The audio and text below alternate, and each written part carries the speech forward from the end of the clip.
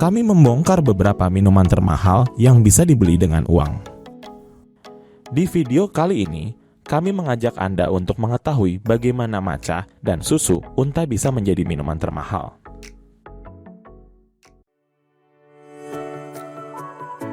Perjalanan kami lanjutan menuju ke negeri Sakura, Jepang, di mana seorang petani teh generasi ke-6 menghasilkan beberapa matcha kelas atas di dunia. Setelah daun-daun ini dipetik, dikeringkan, dan digiling, mereka akan mengubahnya menjadi matcha terbaik. Namun tidak semua matcha sama. Semakin hijau matchanya, semakin halus dan kompleks rasanya. Matcha hijau berkualitas tinggi dapat berharga 20 kali lebih mahal daripada matcha hijau pucat. Sementara bubuk hijau cerah ini hanya butuh beberapa detik untuk larut dalam air. Tanaman yang menghasilkannya memerlukan waktu setahun penuh untuk tumbuh. Dibutuhkan setahun penuh untuk memanen daun teh terbaik. Jadi, apa sebenarnya yang membuat kelas seremonial matcha begitu istimewa dan mengapa harganya begitu mahal? Matcha pada kualitas tertinggi disebut sebagai kelas seremonial karena perannya dalam upacara teh Jepang. Matcha dengan kualitas lebih rendah juga disebut sebagai grade kuliner yang bisa dibuat manis dengan gula dan krim dalam makanan penutup. Tetapi dalam bentuk tehnya rasanya sangat pahit. Jintaro adalah seorang produsen matcha generasi ke-6. Dia mengelola kebun teh yang telah berusia 180 tahun di Uji, Jepang. Sebuah kota di Kyoto yang terkenal dengan sejarah teh yang telah berabad-abad lamanya. Ketika daun muda yang lembut muncul, itu menjadi pertanda musim matcha telah dimulai. Jintaro tahu inilah berita baginya. Untuk membuat matcha, dia hanya membutuhkan daun-daun pertama dari tanaman teh. Disitulah konsentrasi nutrisi lebih tinggi dan akan menghasilkan teh berkualitas terbaik. Proses memetik daun bisa memakan waktu berjam-jam. Tanaman teh terbaik tersebut ditutupi bukan untuk melindungi para pemetiknya dari sinar matahari, melainkan untuk melindungi tanaman itu sendiri. Paparan sinar matahari yang berlebihan menyebabkan daun menjadi pahit, sehingga menyimpannya dari sinar matahari akan menjaga rasa dan memberikan warna hijau cerah pada daun sebelum panen. Sebelum musim semi tiba, tanaman teh menghabiskan waktu selama 30 hingga 40 hari di bawah jerami. Jintaro menggunakan panel jerami beras untuk melindungi tanamannya, suatu metode yang sekarang menjadi sangat langka di antara petani teh. Sebagian besar petani sekarang menggunakan jaring plastik yang lebih praktis dan dapat digunakan kembali. Tanaman Jintaro menghabiskan waktu 2 kali lebih lama di bawah jerami dari yang direkomendasikan untuk membuat matcha yang seharusnya hanya 20 hari. Tanaman liar yang menghasilkan grade matcha yang lebih rendah dipanen 2 atau 3 kali dalam setahun, sedangkan matcha grade seremonial dibuat dari tanaman yang hanya dipetik sekali. Setelah seharian memetik, pekerjaan Jintaro baru saja dimulai. Langkah pertama dalam pemrosesan daun adalah proses pengukusan. Pengukusan ini mengunci rasa dan mempertahankan warna hijau cerah, tetapi yang terpenting adalah menghentikan oksidasi yang akan mengubahnya menjadi teh hitam. Setelah dikukus, daun-daun masuk ke dalam alat penyebar daun, yaitu rangkaian 4 tabung berjaring di mana mereka cepat dingin oleh angin. Proses ini menghilangkan air dari daun-daun dan mempersiapkan mereka untuk langkah selanjutnya, yaitu pengeringan. Daun teh di kebun Gentaro dikeringkan menggunakan tungku berusia 97 tahun yang memberikan aroma panggang unik pada daun teh. Setelah dikeringkan, batangnya dihilangkan dan daun-daun disortir. Daun-daun sampai titik ini disebut sebagai tensur dan baru akan menjadi matcha setelah diubah menjadi bubuk hijau. Tetapi sebelum itu, Jintaro biasanya mencicipi daun yang belum diolah.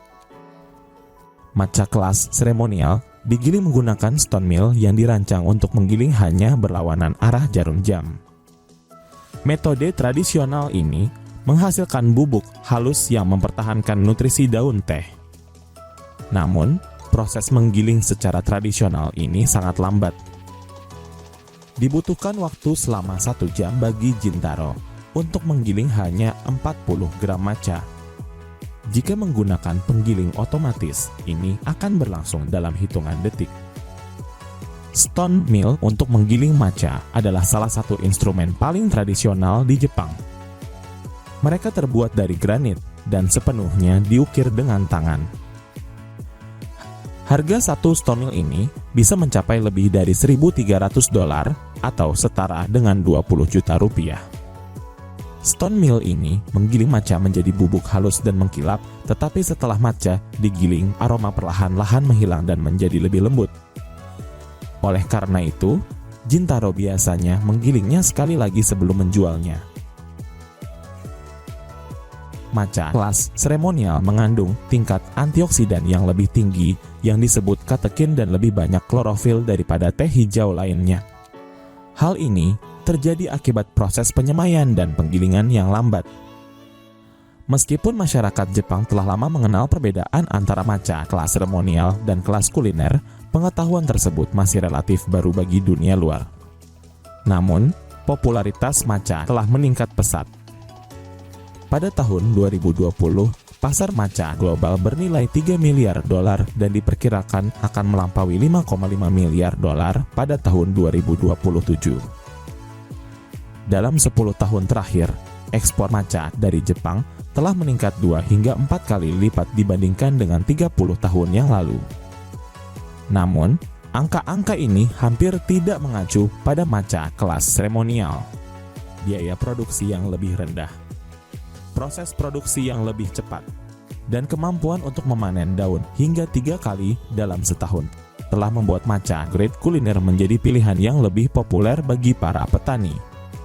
Dan saat ini, hanya tersisa 60 keluarga saja yang masih bertani matcha seremonial.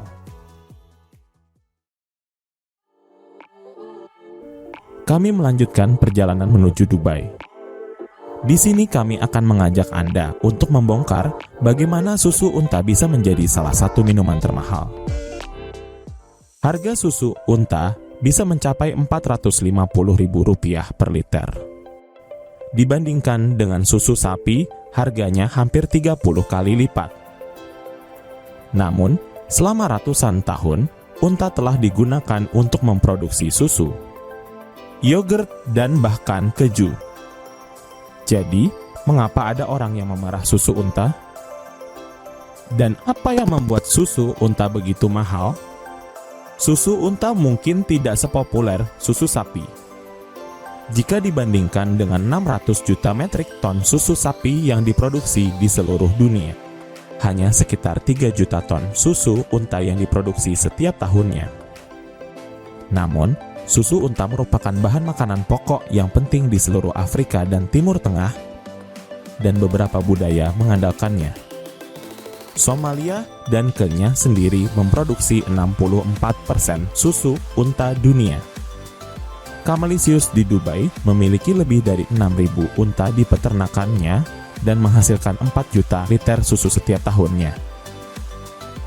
And as you know, the people in the Middle East connected with the camels for transport and for food, and their main diet was camel milk and dates, so it's a long history.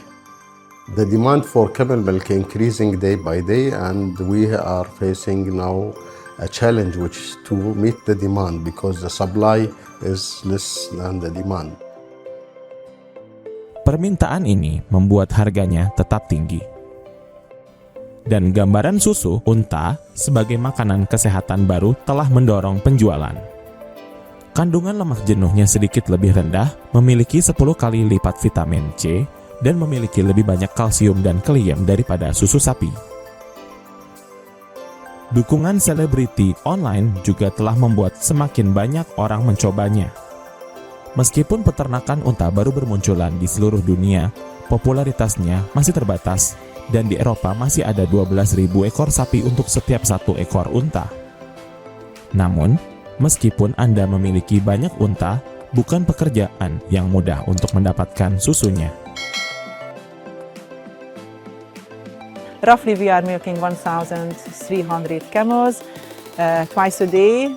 So it's a very intense work. Lots of people are included into the job. So when camels are arriving here, they go through a very strict quarantine procedure where we check them for different diseases. Whenever needed, we treat them, and we start training them for the milking parlor. Setelah periode pelatihan ini selesai dan unta-unta Anda memproduksi susu, Anda masih tidak bisa mendapatkan sebanyak yang Anda dapatkan dari seekor sapi. One cow can give around like 50 liter per day, while the camel milk can give 6 to 7 liter. The cows in 3 years will give more than 50,000 liter, while in the camels in 3 years you will get maximum 4 to 7,000 liter. Tidak seperti industri susu, di mana anak unta jantan seringkali dibunuh dan dibuang.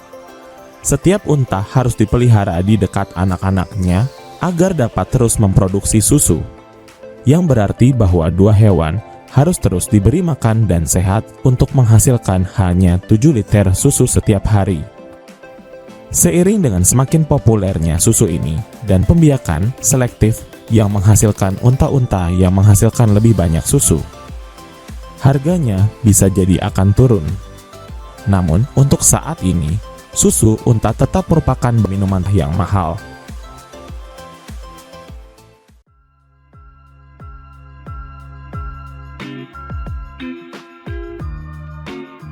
Ikuti terus perjalanan kami dalam membongkar barang-barang termahal lainnya.